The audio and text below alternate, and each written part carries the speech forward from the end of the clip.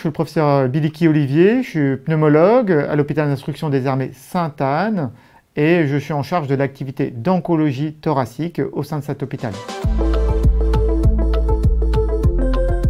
Finalement, il y a une petite différence entre sport et activité physique. Le sport, c'est une partie de l'activité physique, mais dans le terme de sport, finalement, il y a une notion de performance sportive ou d'un certain effort. L'activité physique, finalement, c'est un terme qui est plus générique, qui va englober toutes les activités, qui va promouvoir la santé et permettre au bien-être du patient, notamment nos patients en maladies chroniques avec des cancers du poumon.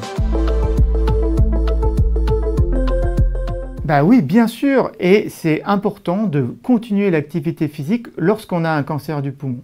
Depuis 2022, finalement, l'HAS favorise cette activité physique avec des prescriptions faites par des spécialistes pour les patients qui présentent des maladies chroniques, BPCO, asthme, mais également les pathologies cancéreuses. C'est ce qu'on appelle l'APA, l'activité physique adaptée.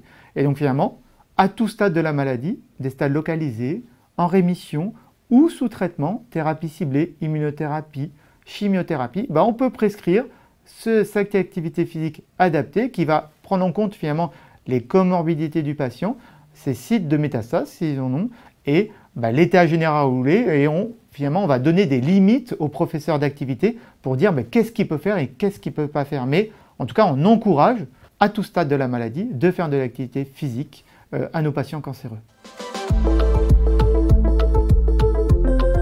Finalement, en premier lieu, c'est la marche. C'est la meilleure activité physique pour nos patients. Donc, on les encourage à marcher au quotidien, à aller finalement sortir de chez eux, à aller promener leurs chiens s'ils ont des animaux, à aller chercher le pain, à aller prendre du café, pour finalement essayer de faire au moins 30 minutes de marche par jour.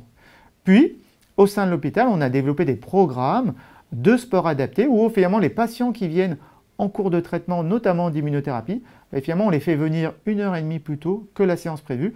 Et à ce moment-là, ils ont une séance avec des professionnels de santé adaptés où en fait, ils vont faire la gymnastique douce ou du renforcement musculaire en fonction de leur état général. Et ça, quel que soit l'état du patient, parce qu'on a des patients même sous oxygénothérapie qui font cette activité physique adaptée. Donc en fait, il n'y a pas de limite au patient, il faut juste l'adapter au profil de patient qu'on prend en charge. C'est essentiel de maintenir une activité physique durant le cancer du poumon. Pourquoi?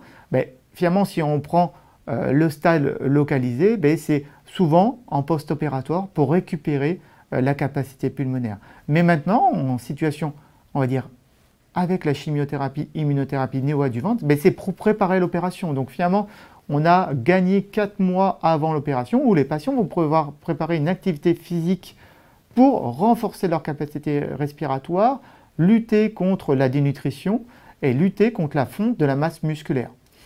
Et au stade avancé ou métastatique, finalement faire de l'activité physique durant le traitement, ça permet de maintenir une forme, de maintenir une masse musculaire assez intéressante.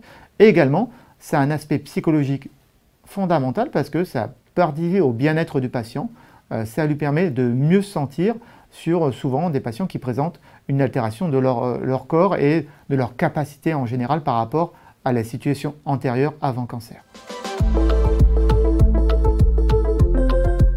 Mais finalement, il n'y a pas de limite à proprement parler, c'est-à-dire que la plupart des patients vont pouvoir faire de l'activité physique adaptée. Il faut juste qu'on réalise une ordonnance bien faite pour bien spécifier aux professionnels sportifs, donc c'est des professeurs de sport physique adaptés avec un diplôme particulier qui vont permettre de prendre en charge ces patients. Et donc on va leur dire finalement à quel stade de la maladie ils sont, quelles sont leurs contre-indications, qu'est-ce qu'ils ne pourront pas faire, et après, quels sont nos objectifs, nous? Est-ce que c'est en vue d'une opération, en vue d'un confort, en vue de garder des capacités musculaires ou de lutter contre les raideurs articulaires? Mais finalement, il n'y a aucune limite à proposer de l'activité physique à tout patient, quel que soit le stade de la maladie en général.